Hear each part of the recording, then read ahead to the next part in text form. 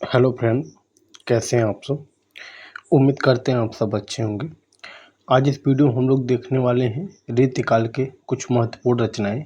जैसा कि हमने आपको पिछली वीडियो में बताया था कि आने वाली जो वीडियो है वो रीतिकाल पर अंतिम वीडियो होने वाली है। तो इस वीडियो में हम लोग जो महत्वपूर्ण रीतिकाल की रचना है उसके बारे में देखने वाले हैं। तो आइए शुरू करते हैं। सबसे पहले हम लोग देखेंगे रीतिकाल के सर्वांग निरूपक ग्रंथ, यानी वे ग्रंथ जिसमें रस, छंद, अलंकार इन सब के बारे में विवेचना की गई है। तो देखिए, इसमें सबसे पहले नाम आता है कविकुल कल्पतरु का, जिसके रचनाकार हैं चिंतामणि। दूसरा है कविकुल कंठाभरण, जिसके रचनाकार हैं दूल्हे। इसके बाद आता है काव्य निर्णय, जो कि भिखारी दास का है। अगला है रस रहस्य, जो कि कुलपति मिश्र का है। फिर अगला रचना है रस पीयूष निधि, जो कि सोमनाथ की है। इसके बाद जो अगली रचना है शब्द रसायन और काव्य रसायन, ये दोनों रचनाएं देव की हैं। तो देखिए, इसमें हम वही रचनाएं लिए हैं जो परीक्षा की दृष्टि से इम्पोर्टेंट है या पीछे की परीक्षाओं में पूछी गई है। अब हम लोग आगे देखेंगे। इसमें अगला पॉइंट में जो है वो है रीतिकाल की रस निरूपक ग्रंथ, यानी इसमें रस के बारे में बताया गया है। सबसे पहला है रसिक प्रिया, जो कि केशवदास की है। दूसरा है रस सारांश, जो भिखारी दास की है। तीसरा है रसराज, जो कि मतीराम की है। चौथा है भाव विलास और देव विलास, ये दोनों रचनाएं देव की हैं। इसके बाद अगला है सुधा निधि, जो कि तोष की रचना है। अगला रचना है रस रंग, जो कि ग्वाल की है। इसके बाद है नौ रस तरंग, जो कि बेनी प्रवीण की रचना है। और अंतिम रचना इसकी है जगत विनोद, जो कि पद्माकर की रचना है। तो ये सारी रचनाएं रीतिकाल के रस निरूपक ग्रंथ के अंतर्गत आती हैं। अब इसके बाद हम लोग आगे देखेंगे रीतिकाल के श्रृंग अलंकार निरूपक ग्रंथ, यानी जो रीतिकाल में अलंकार से संबंधित रचनाएं कौन सी हैं। तो इसमें नाम आता है कविकुल कंठाभरण का, जो कि दूल्हे का है। क्योंकि आप जानते हैं कि जो अभी पहले हमने बताया जो सर्वांग निरूपक ग्रंथ है वो रस, छंद, अलंकार और भी सारे जो काव्य के अंग हैं या तत्व हैं उन सब के बारे में लिखी गई है। तो जो कविकुल कंठाभरण है ये दोनों में आएंगे। अब इसके बाद है अलंकार पंचासिका और ललित ललाम, जो कि मतीराम की रचना है। इसके बाद है कविप्रिया, जो कि केशवदास की है। फिर है भाषा भूषण जसवंत सिंह की। पद्माभरण पद्माकर की। और शिवराज भूषण, ये भूषण की रचना है। उसके बाद है अलंकार दर्पण राम सिंह की। फिर है करड़ा भरण या श्रुति भरण, जो कि कर्णेश की है। तो हमारी ये कोशिश है कि हम इसमें महत्वपूर्ण से महत्वपूर्ण रचनाएं ही देखें।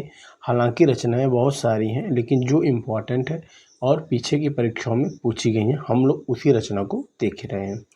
आगे हम लोग देखेंगे रीतिकाल के जो प्रबंध काव्य हैं, यानी रीतिकाल में जो प्रबंध काव्य लिखे गए उनमें से प्रमुख कौन है। तो सबसे पहले नाम आता है रामचंद्रिका का, विज्ञान गीता का, रतन बावनी, वीर सिंह देवचरित, जहांगीर जसचंद्र, ये सब रचनाएं केशवदास द्वारा रची गई हैं।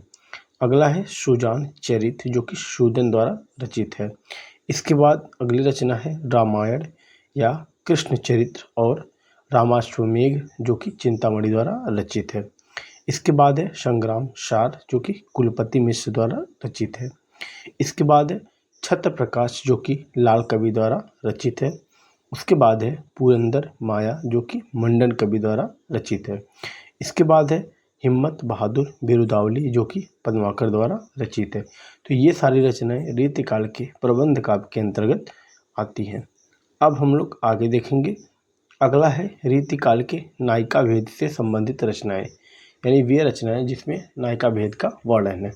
इसमें है हित तरंगिणी, जो कि कृपाराम की है। फिर है रसिक प्रिया, जो कि केशवदास की है।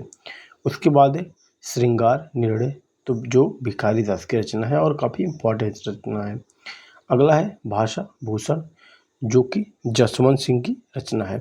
इसके बाद है व्यंग्यार्थ कौमुदी, जो कि प्रताप शाही की रचना है। उसके बाद अगली रचना है रसराज, ये भी मतीराम की है। फिर अगली रचना है तुलसी भूषण, जो कि रसरूप की है। अब इसके बाद हम लोग आगे देखेंगे ये जो रचना है रीतिकाल की राम भक्त से संबंधित रचनाएं। तो जो सबसे इम्पोर्टेंट रचना है रीतिकाल के राम भक्ति से संबंधित वो है रामचंद्रिका, जो केशवदास द्वारा रचित है। इसके बाद है कवित रत्नाकर, जो कि सेनापति द्वारा रचित है। अब हम लोग आगे देखेंगे कि रीतिकाल की वीर रस से संबंधित रचनाएं। तो इसमें सबसे पहले नाम आता है शिवा बावनी का और छत्रसाल दर्शक का, जो कि भूषण की रचना है। इसके बाद है सुजान चरित, जो कि शूदन की रचना है। और इसके बाद आता है रतन बावनी या वीर सिंह देव चरित, जो कि केशवदास की रचना है। फिर अंतिम रचना इसमें आती है हिम्मत बहादुर बिरदावली, जो कि पद्माकर की रचना है। तो ये रही रीतिकाल की कुछ प्रमुख रचनाएं जो परीक्षा की दृष्टि से इम्पोर्टेंट थी। तो ये रही रीतिकाल पे अब अंतिम वीडियो थी। रीतिकाल की जो और सारी वीडियो हैं वो चैनल के प्लेलिस्ट में रीतिकाल के फोल्डर में पड़ी हुई हैं, तो आप उसे देख सकते हैं। अब जो आने वाली वीडियो होगी वो आधुनिक काल पे होगी। तो मिलते हैं नेक्स्ट वीडियो में। देखने के लिए बहुत बहुत धन्यवाद।